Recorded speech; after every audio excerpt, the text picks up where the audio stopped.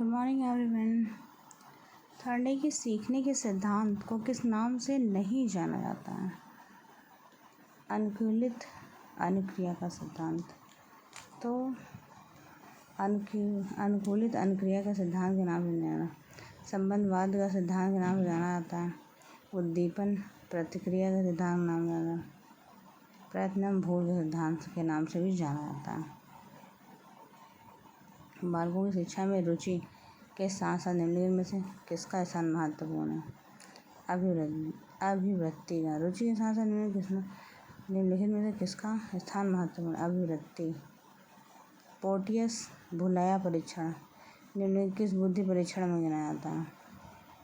अवाचिक समूह बुद्धि परीक्षण। पोर्टियस भुलाया परीक्षण को अवाचिक समूह बुद्धि परीक्षण नाम दिया जाता है। किशोरों के सबसे नाजुक एवं संवेदनशील समस्या क्या है? यौन समस्या। किशोरों की सबसे नाजुक एवं संवेदनशील समस्या कौन सी है? यौन समस्या।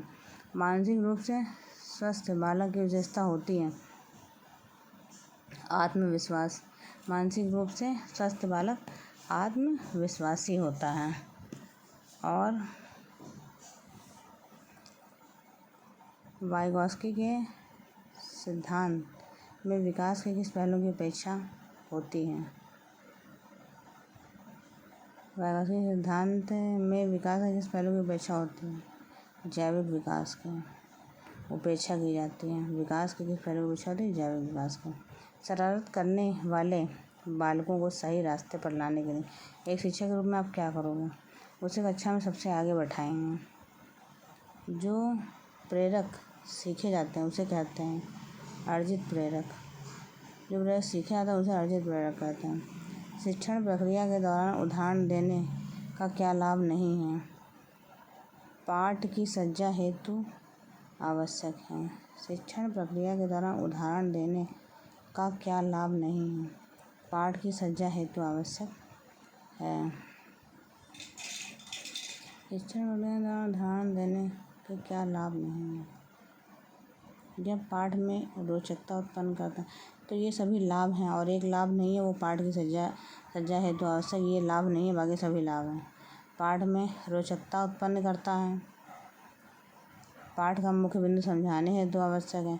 बालकों के ध्यान को केंद्रित करने हेतु आवश्यक है। चलिए आगे क्वेश्चन देखते हैं। शिक्षण विधि, बाल विकास एवं शिक्षण विधि। पूर्व प्राथमिक कक्षाओं में बालक के समायोजन संबंधी कारक हैं। अलग अलग बालकों के साथ खेलने की प्रवृत्ति का विकास करना। तो पूर्व प्राथमिक कक्षाओं में बालक के समायोजन संबंधी कारक क्या है? अलग अलग प्रकार के बालकों का खेलने की प्रवृत्ति का विकास करना। किसी बालक का साक्षात्कार लेने वाले व्यक्ति के लिए आवश्यक है उपर्युक्त सभी। वह बालक की व्यक्तिगत रुचियों को जानने की कोशिश करें। वह बालक की अच्छी बुरी आदतों को जानने की कोशिश करें। बालक अपनत्व का अनुभव करें। अध्यापक की सर्वाधिक उपयुक्त उपमा दी जाती है माली से। तो माली से दी जाती, क्योंकि जिस तरह माली बगीचे को सींचता है उसी तरह से एक अध्यापक, एक शिक्षक एक बालक को जो कि शिक्षा ग्रहण कर रहा था उसे सींचकर एक फूल में, एक पुष्प वाटिका में, एक बगीचे में परिवर्तित कर देता है। ये शिक्षक का काम होता है। तो उसको जो है ज्ञान के भंडार से भर देता है। तो एक माली का यह काम होता है अध्यापन में। निम्न में से क्या व्यवसाय परक शिक्षा का लक्ष्य है? शिक्षा के साथ व्यवसाय की जानकारी हो। व्यवसाय परक शिक्षा का लक्ष्य शिक्षा के साथ व्यवसाय की जानकारी हो। अनुभवतः प्रशिक्षण द्वारा व्यवहार में परिवर्तन ही अधिगम है, यह कथन है गेट्स महोदय का। अनुभवतः प्रशिक्षण द्वारा व्यवहार में परिवर्तन ही अधिगम है। अनुभव तथा प्रशिक्षण द्वारा व्यवहार में परिवर्तन ही गेट्स महोदय। आदर्शवाद में सबसे महत्वपूर्ण क्षेत्र क्या है? उद्देश्यों का क्षेत्र है। शिक्षण प्रक्रिया के दौरान प्रथम पड़ाव है पहले से योजना बनाना। प्रतिभाशाली बालकों को शिक्षा व्यवस्था हेतु उपयुक्त विद्यालय है ज्ञान प्रबोधिनी। प्रतिभाशाली बालकों को शिक्षा व्यवस्था हेतु उपयुक्त विद्यालय है ज्ञान प्रबोधिनी। तो उससे ज्ञान मिलता है ना, वो जो विद्यालय उनके लिए उपयुक्त है। अब देख लेते हैं ब्रेल लिपि का प्रयोग किस तरह के बालकों के लिए किया जाता है? शिक्षण अंधे बालकों के लिए, नेत्रहीन कह सकते हैं। तो हम एक बालक की बुद्धि उपलब्धि 120 उसके आंसर हुआ बालक है प्रतिभाशाली। 90 से कम बुद्धि लब्धि वाले बालक कहते हैं। मानसिक रूप से पिछड़े बालक कहते हैं। 90 से कम मानसिक रूप से पिछड़े बालक। निम्नलिखित में से अधिगम की प्रक्रिया को प्रभावित करने वाला कारक क्या है? लिंग भेद, स्वास्थ्य, आयु एवं परिपक्वता, ये सभी।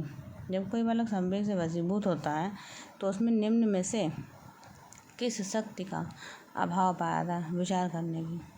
वह अर्जित कारण जिसके कारण परिणाम स्वरूप प्रेरणा की उत्पत्ति होती है, वह रुचि है।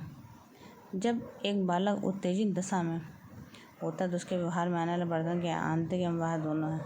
मतलब क्रोधित बालक है, उत्तेजित बालक है, उसके व्यवहार में क्या बढ़ता है? आंतरिक एवं बाह्य दोनों होता है, तो बहुत क्रोधित होता है। अब ये आपके सीटेट के एग्ज़ाम के लिए बहुत महत्वपूर्ण क्वेश्चन है, आप इनको बहुत अच्छे से तैयार कर लीजिए।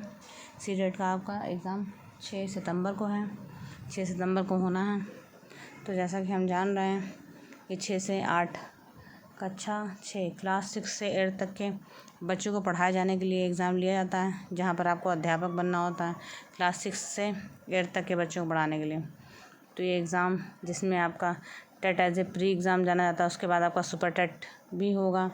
अब इसी तरह से अगर आप सीटेट भी क्वालिफाई हैं तो भी आप वो एग्ज़ाम दे सकते हैं, सीटेट या टेट क्वालिफाई। तो देख लेते हैं। कक्षा में शिक्षण प्रक्रिया के दौरान अनुशासन के निर्माण के लिए निम्न में से किस पर जोर देना आवश्यक है? बालकों की उन आवश्यकताओं की पूर्ति करना जिसके बाद दुर्व्यवहार की उत्पत्ति होती है। मूल प्रवृत्ति का अभिप्रेरणा से संबंध सिद्धांत निम्न में से किसने प्रतिपादित किया? मैकडूगल ने। क्रम के अनुसार शिक्षण योजना का निर्माण किस प्रथम चरण का है? शिक्षा के उद्देश्यों का निर्धारण करता है। निम्न सफलता प्राप्त करने के लिए आवश्यक है। परिस्थितियों से सुंदर समायोजन। भाषा के विषय निम्नलिखित क्या अभिव्यक्ति सत्य है? विचार विनिमय का माध्यम। पाठ्यक्रम से संबंधित शिक्षा के सामान्य उद्देश्यों के विषय में निम्न से क्या तर्क प्रस्तुत किया है? बालकों को नागरिक एवं सामाजिक कुशलताओं का प्रशिक्षण प्रदान किया जाना चाहिए। तो आज के लिए बस इतना ही। Thank you.